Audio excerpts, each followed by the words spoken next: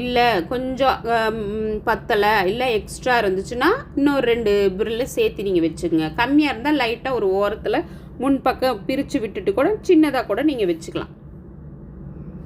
அதனால ஒரு தப்பும் வராதுங்க. இப்போ பார்த்திங்கன்னா நான் இதே மாதிரியே ஃபுல்லாக பிடிச்சிட்டு என்னோடய இடுப்பு சுற்றளவு கரெக்டாக இருக்கான்னு செக் பண்ணி பார்த்துக்கிறேன்.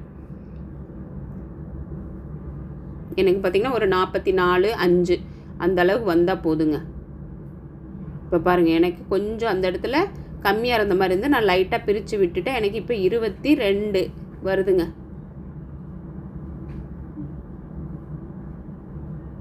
இப்போ பாருங்கள் 22.5 வருது. அந்த இடத்துல லைட்டாக நம்ம அந்த பிசுறு மடிச்சடிக்க ஒரு 1/2 இன்ச்சு போச்சுன்னா எனக்கு 22 வரும். நான் கொஞ்சம் அதிகமாக தான் எடுத்திருக்கேன் அளவை. இப்போ நம்ம அந்த இடத்துல ஃபோல்டு பண்ணி அடிச்சுக்கலாம். இப்போ பாருங்கள், கீழே நம்ம மடிச்சடிக்க 1/2 இன்ச் மார்க் பண்ணியிருந்தேன் பாருங்க, அதை நான் மடித்து அடிச்சிட்டேங்க. ஃபுல்லாத்தையும் காமிச்சா உங்களுக்கு போர் அடிக்குங்கிறதுக்காக ஸ்டெப் பை ஸ்டெப்பாக காட்டுறேன். இப்போ பார்த்திங்கன்னா இந்த கரைப்பகுதியை வந்து பாவாடையோட ஹைட்டில் 3/4 வாசி நீங்கள் வச்சுக்குங்க.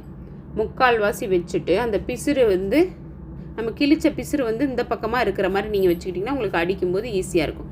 இப்போ நம்ம ப்ரில் வச்சோம் பார்த்திங்களா, அந்த 1/2 இன்ச்சு அந்த இடத்துல இந்த கரைப்பகுதியை வச்சு அந்த தையல் மேலேயே நீங்கள் போட்டுக்கிட்டே வாங்க. இப்போ அது மேலேயே ஃபுல்லாக பாவாடோட இடுப்பு சுற்றளவு ஃபுல்லாக நம்ம ஸ்டிச் பண்ணதுக்கு அப்புறமா நெக்ஸ்ட்டு நம்ம அந்த கரைப்பகுதி ஸ்டார்டிங்கிலேருந்து அந்த பிசுரை மடித்து நாடா மாதிரி நம்ம ஸ்டிச் பண்ணிடலாங்க. இப்போ பாருங்கள், ஃபஸ்ட்டு பிசுரை உள் பக்கமாக மடித்து அடித்ததுக்கப்புறமா 2 பிசுரையும் உள்ளே வச்சு இப்படி ஃபோல்டு பண்ணிக்கங்க. ஃபோல்டு பண்ணிவிட்டு பாருங்கள், அந்த நூலெல்லாம் பிசுறாக வருது, அதெல்லாம் எடுத்து விட்டுட்டு இப்போ அந்த 2 பிசுருமே உள்ளே போகிற மாதிரி ஃபோல்டு பண்ணி இதே மாதிரியே ஸ்டிச் பண்ணிக்கங்க. கொஞ்சம் நமக்கு வந்து அந்த நாடா வந்து நீளமாக வச்சுக்கணும். அப்படி இருக்கிறவங்க தான் வயசானவங்களுக்கு கட்டுறதுக்கும் உங்களுக்கு வந்து ஈஸியாக இருக்கும். ரொம்ப சின்னதாக வச்சுட்டோம்னா கட்ட முடியாது. ஏன்னா ஒரு இடுப்பை வந்து ஒரு சுற்றி தான் அதை கட்டுவாங்க. இப்போ பார்த்திங்கன்னா அதுக்கப்புறம் அந்த ஃபோல்டிங்கை அந்த நம்ம தையல் போட்டது மேலேயே வச்சு நீங்கள் ஸ்டிச் பண்ணிவிடுங்க.